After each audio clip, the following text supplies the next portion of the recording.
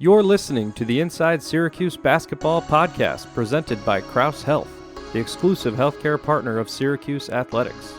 Well, welcome back to another edition of the Inside Syracuse Basketball podcast. And today we're going to have some fun, kind of a different sort of conversation. This podcast is in conjunction with a story that's going to be running on syracuse.com about Syracuse basketball players who have had their jerseys honored. And we say honored instead of retired because Syracuse for basketball does not retire jerseys. They honor them. They're all raised into the rafters of the dome. And joining me on the podcast today is Jim Satterlund, a local legend, basketball great from the parochial league, former college coach. And in recent years, Syracuse fans will recognize Jim as one of the radio voices of the Syracuse Orange. So, Jim, welcome to the podcast.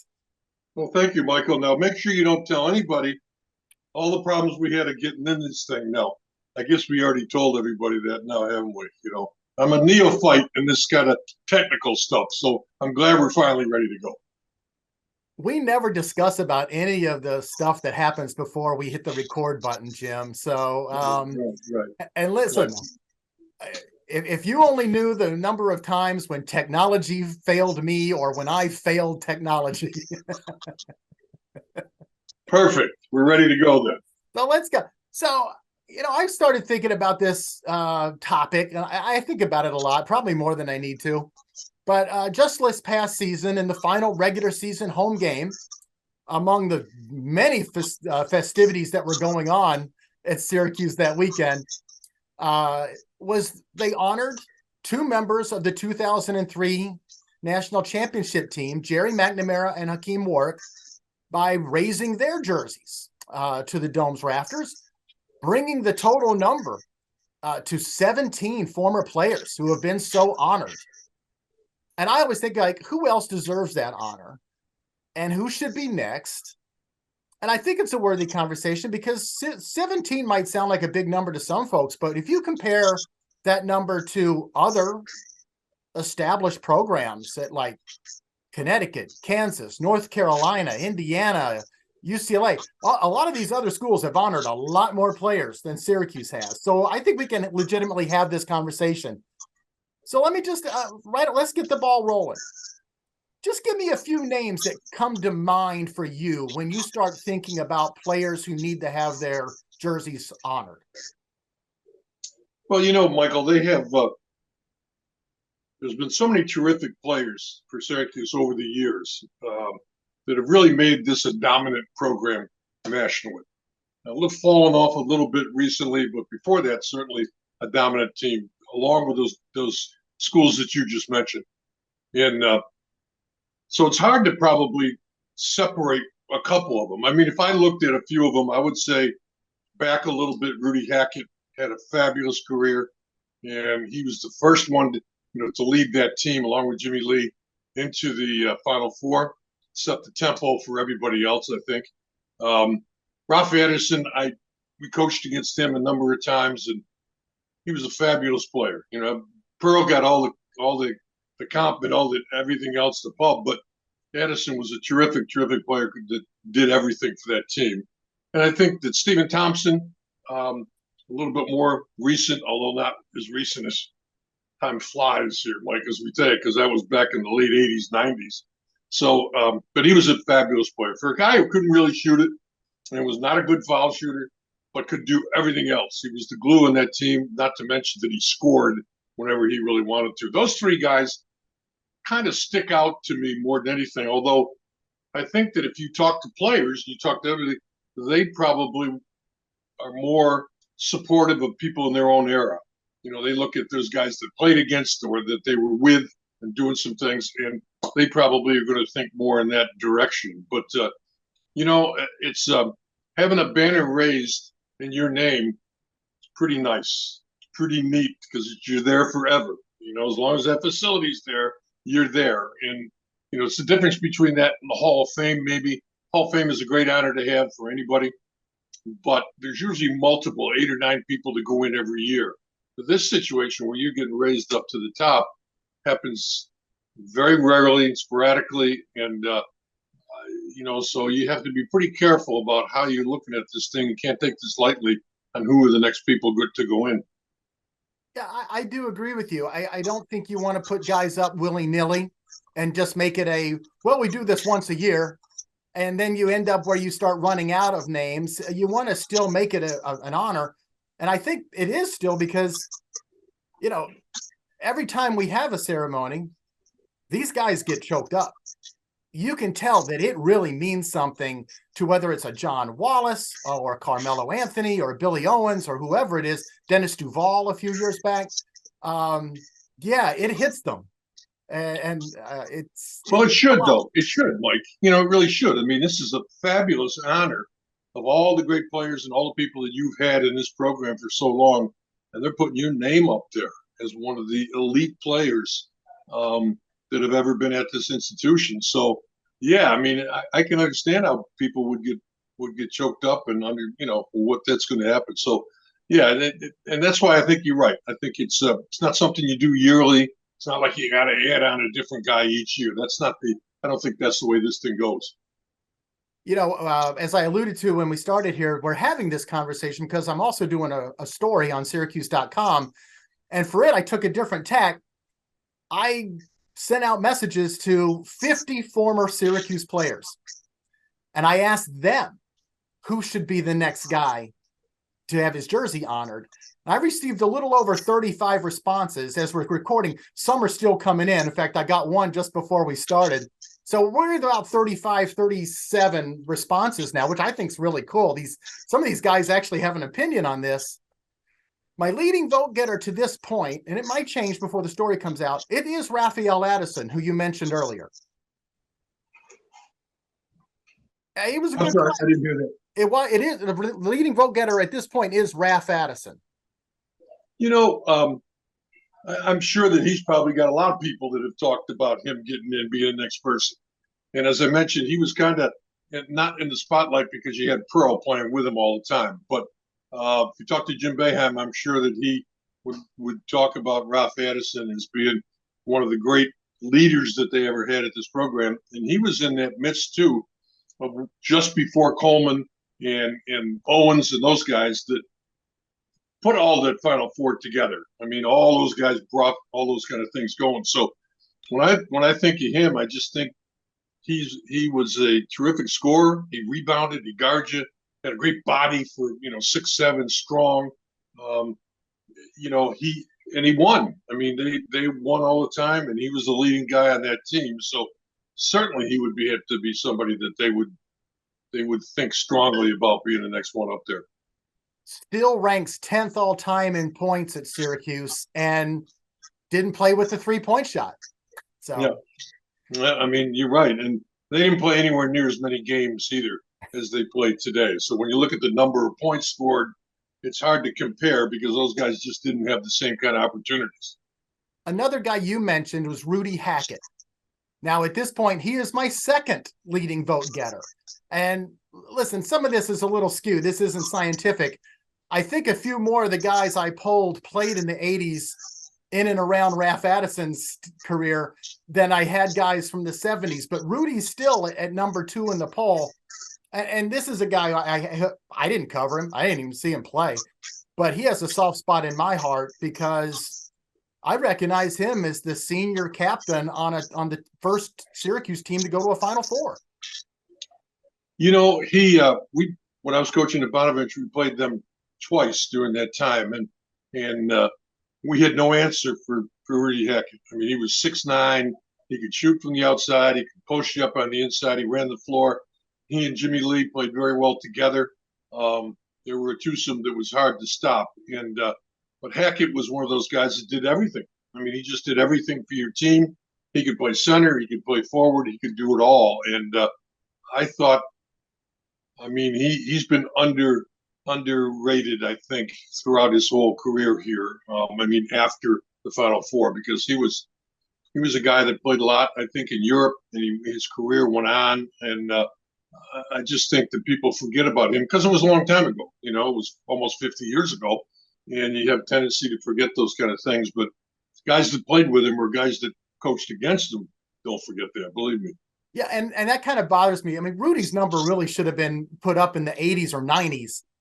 And we are at a point now where most people have forgotten how good he was, because, I mean, in the first 95 years of the Syracuse basketball program, they only honored 2 players, Dave Bing and Vic Hansen. And I don't know why they weren't honoring guys, but because they didn't, we got to a point quick where people forget about Rudy Hackett. For those who don't know, as a senior on that Final Four team, averaged 22 points and 12.7 rebounds a game.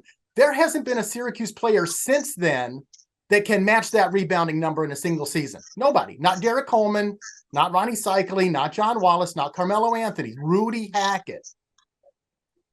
You know, it seems like it's a no-brainer for sure because of what he's done and the way he did it. So I think part of the problem was, when you asked why things didn't happen, Syracuse was always a football school. You know, they were not a basketball school. And throughout the 50s, they won a couple times. They won. Then it got in before Bing and Boeheim came on board. They weren't very good at all. Then they were good. Then they weren't so good. And then Hackett all of a sudden was with that team. And through that time, you had Jimmy Brown and Ernie Davis and Floyd Little and Zonka. And all anybody in Syracuse ever talked about was the football team. So I think part of that is probably what's happened with Rudy Hackett. But hopefully, you know, now people will remember, and through things like what you're doing, Mike, that he might be the next one in line. I'll throw one more thing out there. We got to move on to another player.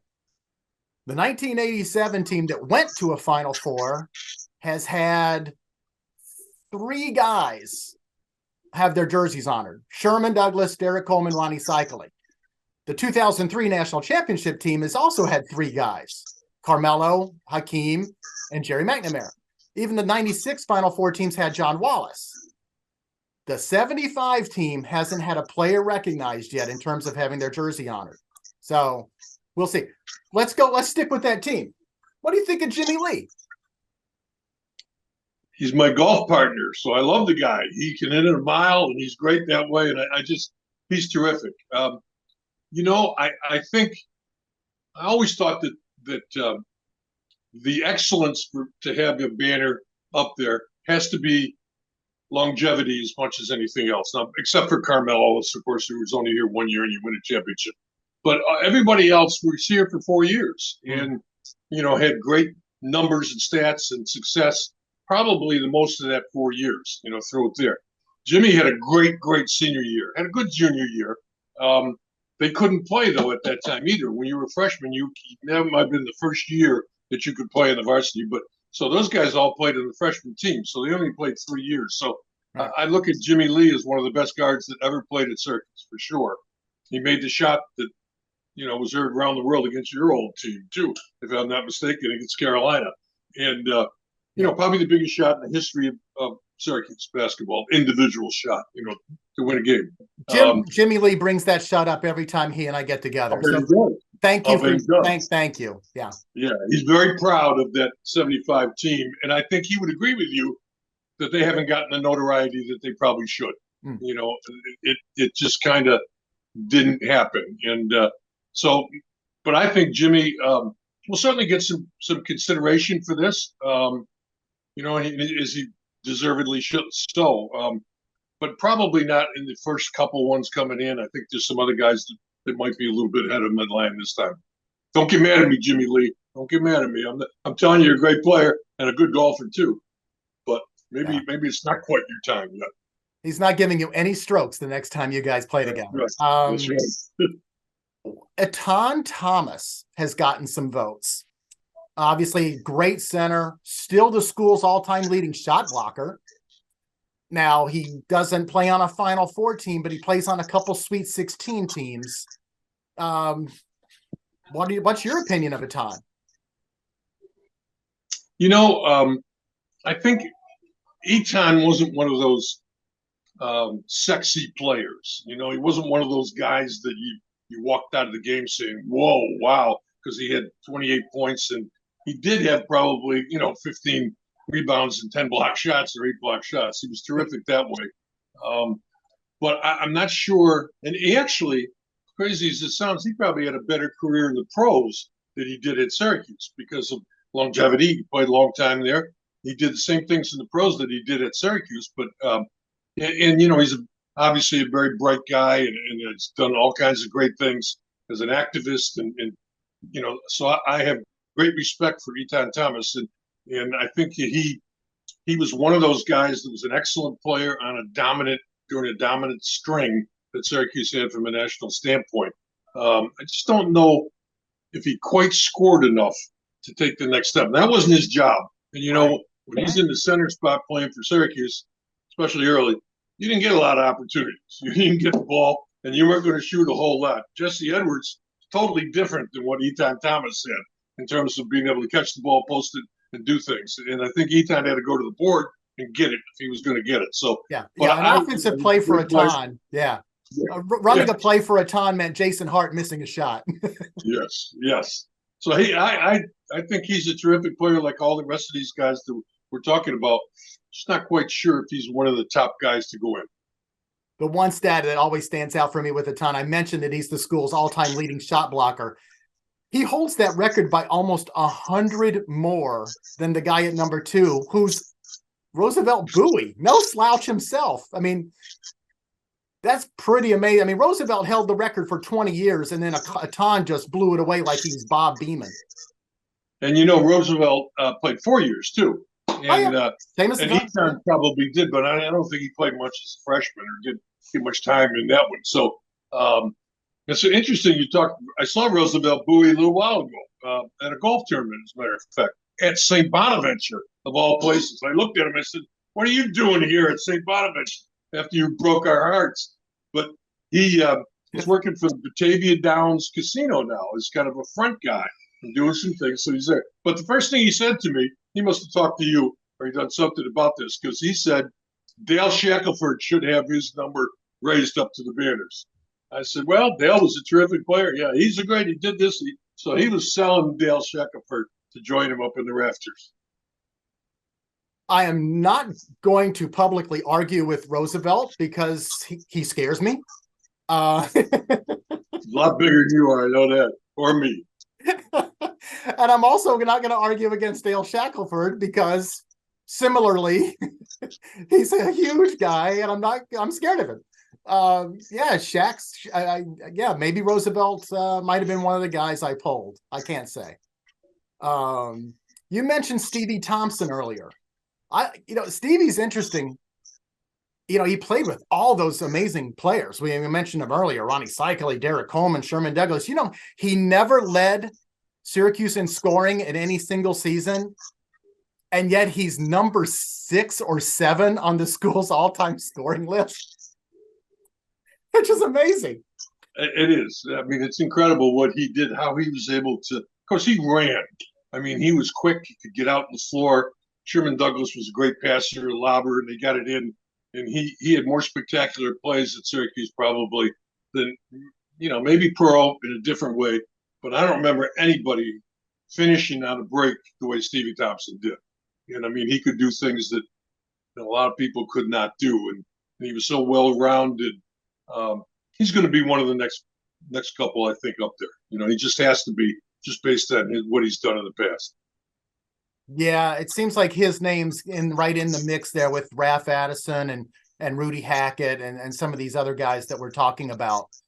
One of the former players I talked to and asked him for a player had an interesting take. He said he thinks the school needs to honor Roy Danforth as the coach that, after Syracuse fell off a little bit after Dave Bing and Jim Boeheim and that crew, George Hicker graduated, this program falls off for a few years when Roy comes in, and in about 6 or 7 years, he takes them to the Final Four. What do you think of Roy? He was a great friend. Other than the fact we played them up in Buffalo one day in the ECAC playoff, and I thought he ran it up on me. He busted me bad at the end. They were still pressing. They were up 25 with about 5 to go. He was still pressing. Jimmy Lee still tells me about that too. But I think that Roy Danforth was a innovative coach. I mean, he went and got guys like Mark Waddick and Mike Lee. They had the Roy's Runts when they had the little guys that they were the forwards in that team playing against teams smaller. And they went to the NIT and won a number of games. And then when he got Hackett with that group, he had Dennis Duval in that group. I mean, he went out and got some good players, and Jimmy Lee. And so, I mean, I'm sure he looks back on it and realizes I made a mistake. I left to go to Tulane thinking it was going to be a better situation at this point, and it wasn't, and it just was a shame for him because it was great for Jim Boeheim, great for Syracuse fans, as it turns out. But I think Roy would look back at it and think, you know what, it's probably not. It was one of those decisions I made at the time that seemed like the right idea.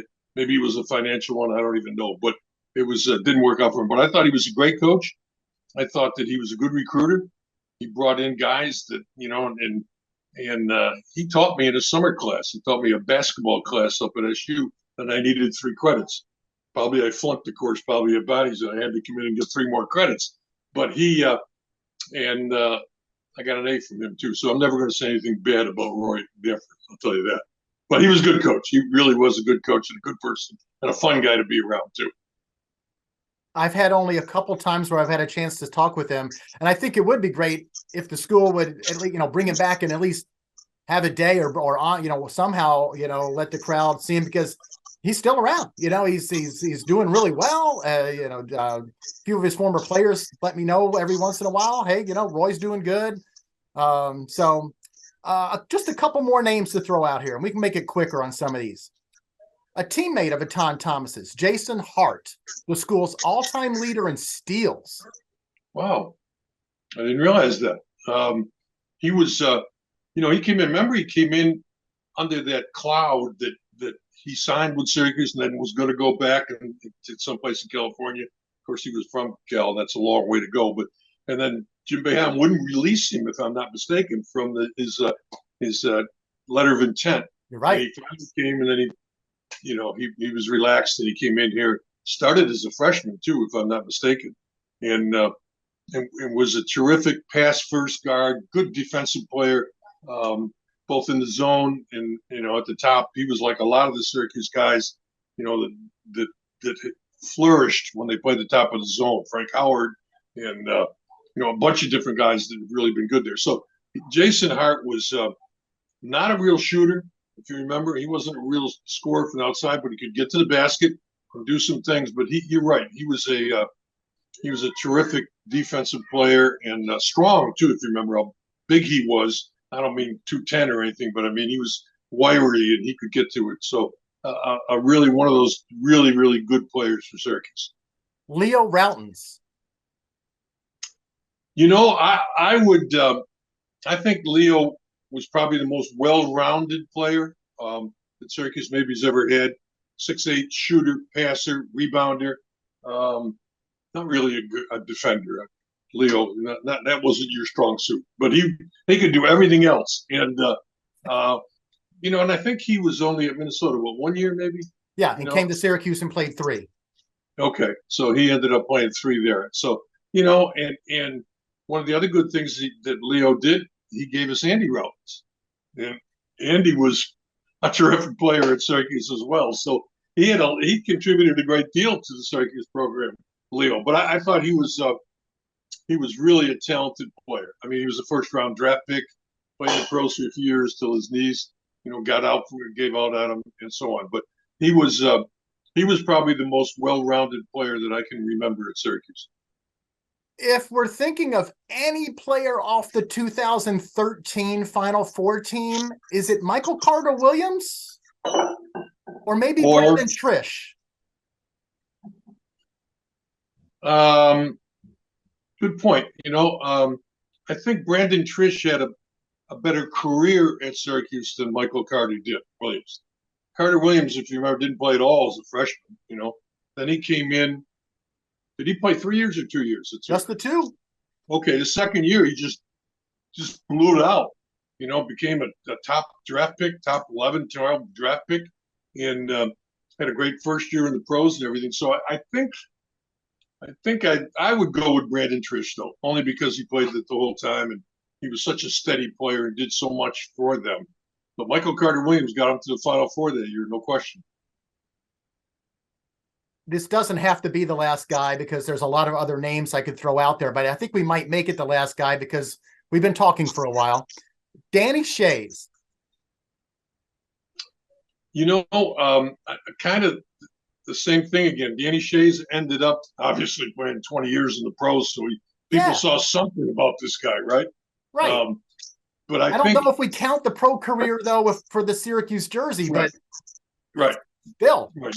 I don't. But I look at him as he was in a tough situation because Roosevelt was ahead of him, and he wasn't going to beat Roosevelt out. He's older, 2 or 3 years older, and how Jim Boeheim was with his great loyalty toward the seniors. Not that Danny Shea was going to beat out Roosevelt. I don't mean that, but he didn't get much of a chance to play his first number of years. Finally, when he got in there and got a chance, he proved how good he was. And again, he was like Leo Routens in a sense. He was a terrific passer for a big man, great screener, a very unselfish player. With his bulk and his size, he could score on the inside and do things. But it was in a tough situation because of Roosevelt Bowie, really. Well, this has been a lot of fun. It's the kind of conversation I know I like to have, and I think a lot of Syracuse fans out there like to have this conversation. We've probably settled nothing. Nothing. Other than probably getting some guys mad at us now that we haven't mentioned their name. Pretty much, yes. Guys like Preston Schumpert is probably going to let me hear about it. Eric Sanifer is probably going to have something to say. CJ Fair was a great player at Syracuse. You're right. Yeah, there's DJ. So many guys. There's so many guys in there that you could throw out that you think these are really, really good players. And it's just what I kind of said in the beginning.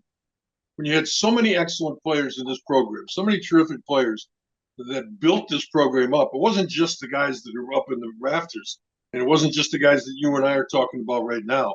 There's so many other guys that are in there that just did their job, and they were good at it, and might not ever get their names up on that banner, but they were just as important for the success of this program as probably a lot of the guys up there. Oh, absolutely. I mean, look at the current coaching staff. I mean, Jerry McNamara's got his name up there, but how important are Adrian Autry and Alan Griffin to this program? Yeah, I mean, Adrian Autry was a terrific player here. It was that was the first couple of years that I was back in Syracuse, and I was doing a couple of games on TV. And he was so good as a guard at Syracuse. I mean, he was so strong, and he could 6'4", and he could back guys in. He could shoot it. He was terrific. He was one of the 10 best guards probably ever to play at Syracuse. And Alan Griffin did an awful lot of great things for him as well. But I think that we could go on and on and on, Mike, and talk about another 20 guys. Absolutely. Good, really good play. And some of them back before your time, and that were in some of those. That's what some of the older guys always get upset about. And we talked about it with Rudy, is that you forget about them. And not only do you forget about them, but a lot of Syracuse fans now are your age or younger, and they weren't around when these guys were playing. And that doesn't mean they weren't good players or terrific players. The big kid, Billy Smith from Rochester, in the late 60s, 70s, I think he averaged the most points maybe Syracuse one year. I mean, he was terrific. Greg Coles was a terrific player for Syracuse. Greg Kid Coles averaged 26 a game his senior year. Yeah, and Smith, I think, maybe got the highest total points in one game. He had like 48 or something like it before maybe somebody broke it. But I mean, no, it's not been broken. Yeah. So, I mean, there's so many of those guys when you kind of go back. I noticed that, with Bing and that group, and I wouldn't put Jim Boeheim in that group, by the way. He's already got his name up on that thing. He doesn't need another one for sure. But that's the thing. You can only name so many. It's like, you're picking an all-star team, and you can only name 5 guys. Who's the best 5 guys in NBA history? Stop. You would say 5 guys. I could say 5 different, and somebody else could say. So that's the hard part, I think, that you don't recognize a lot of the older guys in this. But that's what it is. That's why we're having fun with it. Speaking of older guys, and we're going to wrap it up here in a sec, but one guy that I kind of forgot, I had him in my notes, And, it's along the lines of guys that can get forgotten and shouldn't be. Vince Cohen. In the 1950s, Vince Cohen was an All-American and the star player on the first Syracuse team to go to the NCAA tournament. They actually went to the East Regional Finals and lost to the eventual national champion, North Carolina Tar Heels. But that was a great Carolina team with Lenny Rosenbluth, who's a legend in North Carolina. But, this is a team that lost Jim Brown, for, the circumstances over the makeup of the team and the racial component and how many guys can start. If that team has Jim Brown on it and goes to a Final Four and maybe even wins it all, Vince Cohen is a legend because he's going to be the star player on a team that goes to the Final Four. Another guy who history is sadly kind of forgotten. Vinny Cohen, I think, was that I was kind of growing up and I was real young when he was playing, but he was the first great player that I remember, certainly at Syracuse. Billy Gaber was a great player and played in the pros and was terrific, and Vic Hansen way back in. But Vinny Cohen's the first one I remember, and he was from D.C., if I'm not mistaken. He kind of came in, and he was one of the first ones that came in from there. But he was a terrific, terrific player. You're right. Had they gone one step further and gone to the Final Four, we'd be talking about his name up there on the rafters, no question. Yeah. And neat thing about Vinny Cohen is he would have played in the NBA, except he had gotten admitted into law school. And back in the 50s, his career prospects were greater going to law school than they were in the NBA. They didn't make as much money back then. No question. But he was that good. He was that good. So, again, this is fun. It's great fodder for conversation. I invite anybody listening to comment either under the story or under the podcast here. We thank you for listening. And Jim, thank you, too, for joining me here today. I really appreciate it. Join us next time for the Inside Syracuse Basketball podcast presented by Crouse Health, the exclusive healthcare partner for Syracuse Athletics.